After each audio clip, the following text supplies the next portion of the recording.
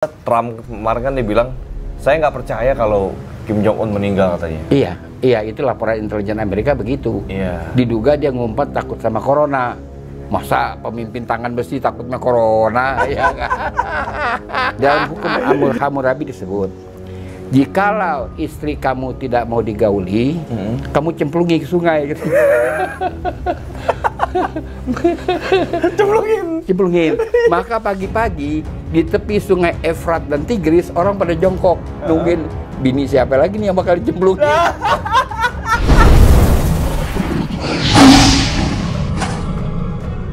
Assalamualaikum warahmatullahi wabarakatuh, teman-teman semua, balik lagi bersama gue Vasco Ruzemi di Macan Idealis. Hari ini kita sama-sama dengar bahwa banyak berita mengenai seorang pemimpin negara yang diktator, Kim Jong Un.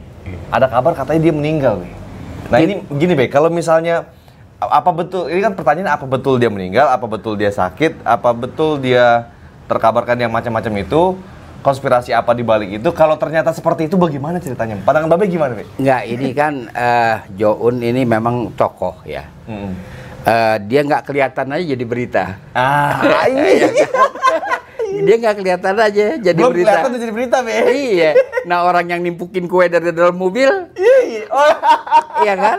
Nimpukin kue dari dalam mobil, kan gitu kan? Nggak berita. Nggak berita. Iya.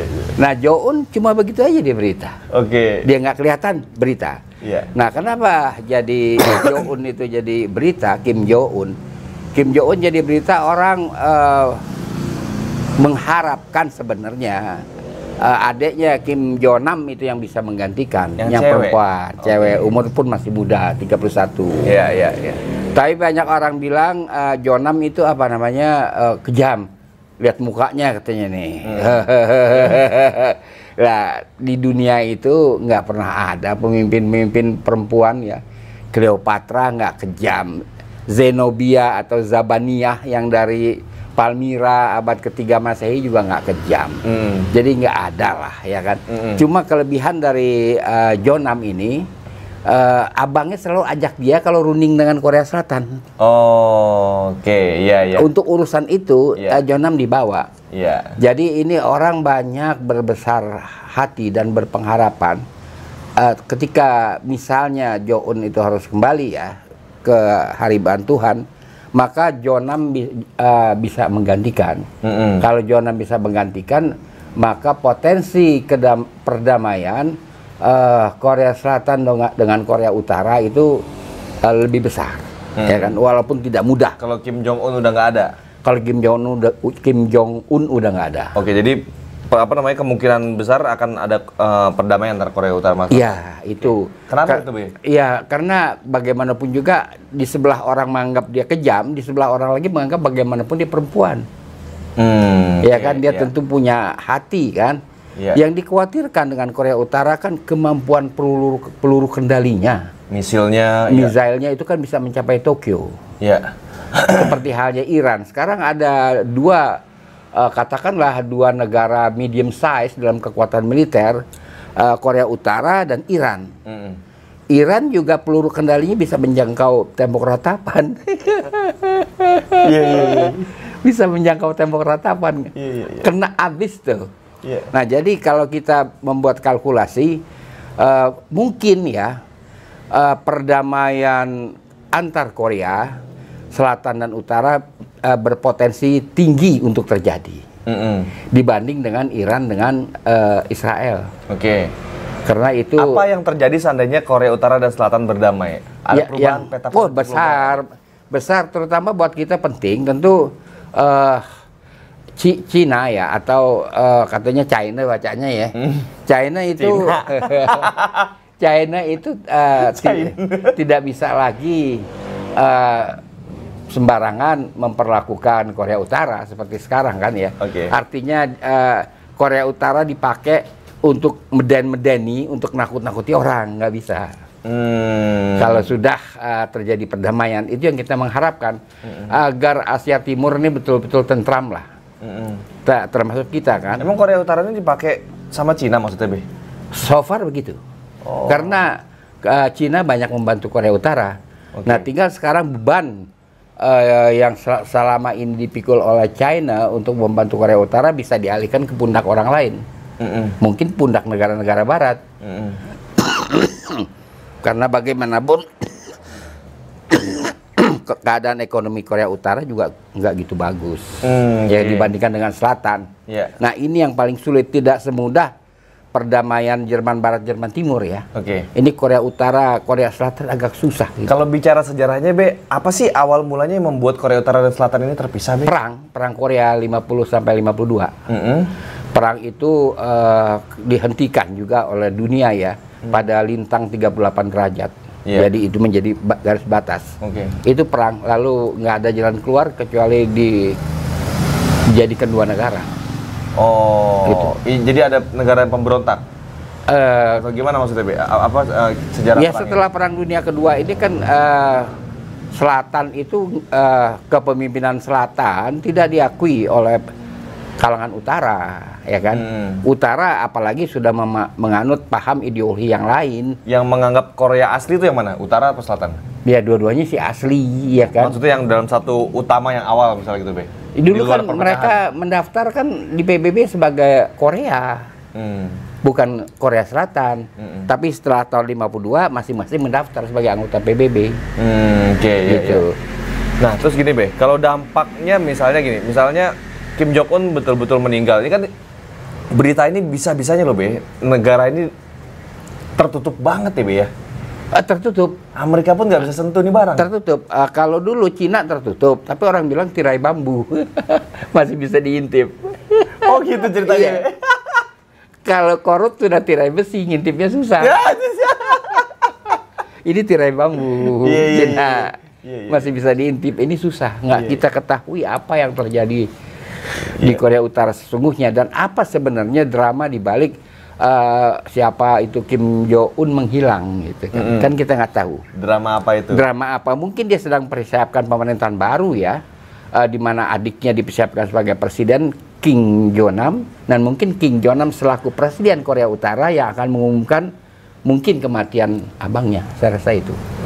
Ini kan kalau si Trump kemarin kan dia bilang saya nggak percaya kalau Kim Jong Un meninggal katanya. Iya, itu laporan intelijen Amerika begitu. Diduga dia ngumpet takut sama corona. Masa pemimpin tangan besi takutnya corona? Ya, ya, ini satu hal yang menarik lah untuk dikaji. Tapi apapun yang terjadi, Kim Jong Un misalnya Tuhan kasih dia sehat, sebenarnya dia sehat. Tapi dia sudah tidak seperti sebermula lagi kapasitasnya. Kalau hubungannya dengan Indonesia, dampaknya kira-kira apa? Dampaknya buat Indonesia ada lebih baik peningkatan perdagangan kita dengan Korea secara keseluruhan. Kalau Kim Jong Un mati? Kalau Kim Jong Un nggak ada, ya kan? Lebih bagus? Lebih bagus karena itu tergantung kemampuan diplomatik kita. Oleh karena itu diplomat kita harus bergerak. Apa maksudnya? Kalau Kim Jong Un mati, hubungannya kita lebih bagusnya apa? Ya kita mengharapkan ada kepemimpinan baru kan, tidak kaku seperti sekarang ini. Itu ada yang baru lah di Asia Timur, tidak kaku dan itu semua tergantung kemampuan diplomatik. Walaupun sebenarnya emang ada gunanya juga, Be, sama Korea Utara kita berhubungan. Iya kan itu pasar bagaimanapun juga market, potensi market.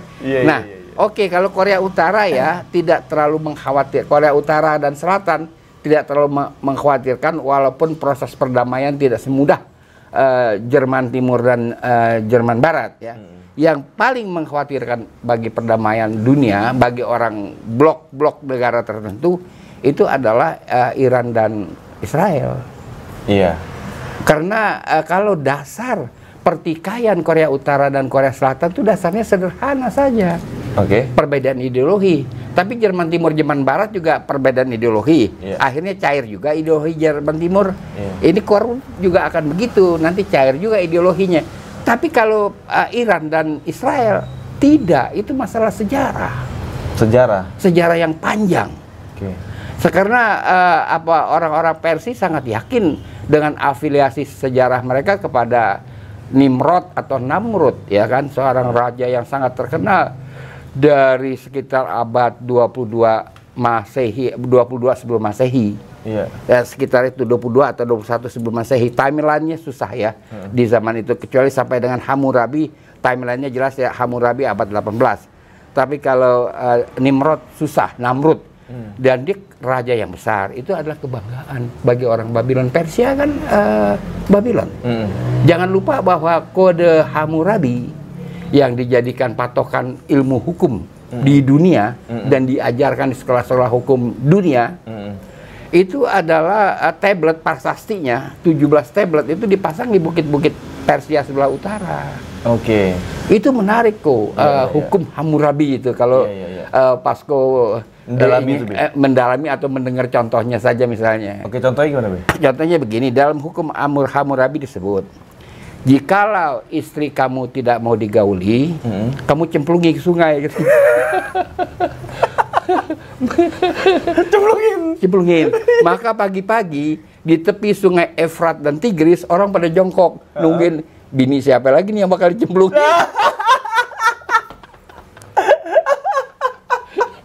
Itu antara lain. Itu detail sampai hukum privat itu kan namanya. Itu sudah termasuk hukum privat, itu diatur oleh Hammurabi.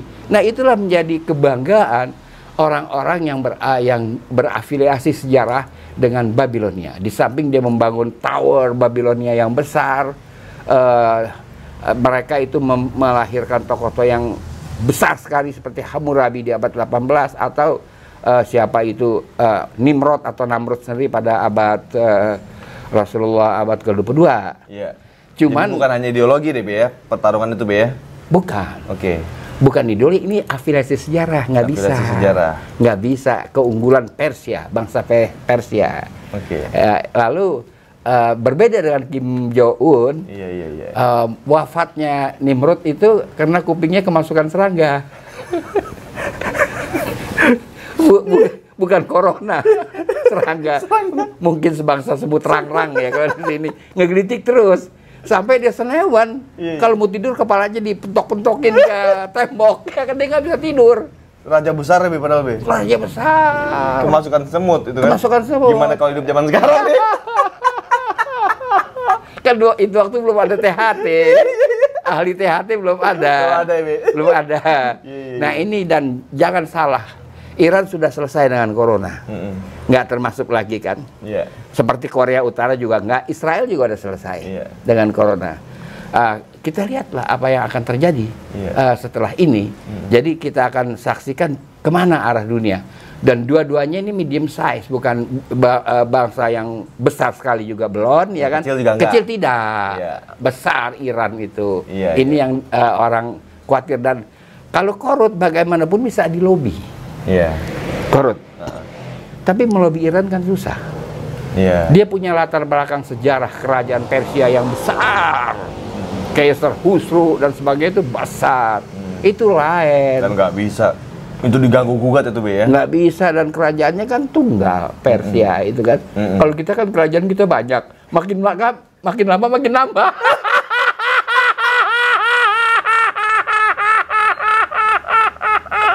Ada Sunda Empire, ada macam-macam. Sampai gini nambah.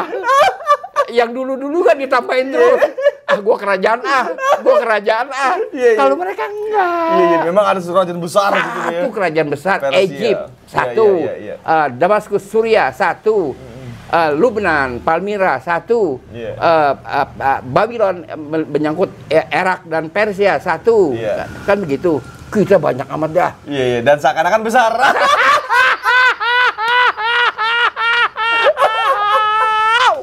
Semuanya mengklaim dirinya besar. Tapi yang penting kan kita bangsa Indonesia kan, Be. Yang besar tuh bangsa Indonesianya, jangan kerajaan-kerajaan yang besar-besar. Udah besar sakti lagi. Sakti. Kesaktiannya macam-macam tuh. Bisa terbang. Kan naik pesawat. Tapak di atas pohon. Di atas pohon dan naik di tapak. Bayangin aja. Jalan di atas air. Udah kita nggak nyanggup dah. Ya, teman-teman semua, coba pandangan kalian seperti apa mengenai situasi global politik saat ini? Ini nyambung-nyambungnya jadi ke politik Indonesia sampai ke sejarah kerajaan. Jadi coba tulis di komentar, apa pandangan kalian seandainya terjadi Kim Jong Un betul-betul meninggal dunia? Apa yang akan terjadi? Coba gue mau tahu pandangan kalian seperti apa, tulis di komentar. Jangan lupa like dan share video ini, subscribe channelnya, klik tombol loncengnya. Assalamualaikum warahmatullahi wabarakatuh. Salam.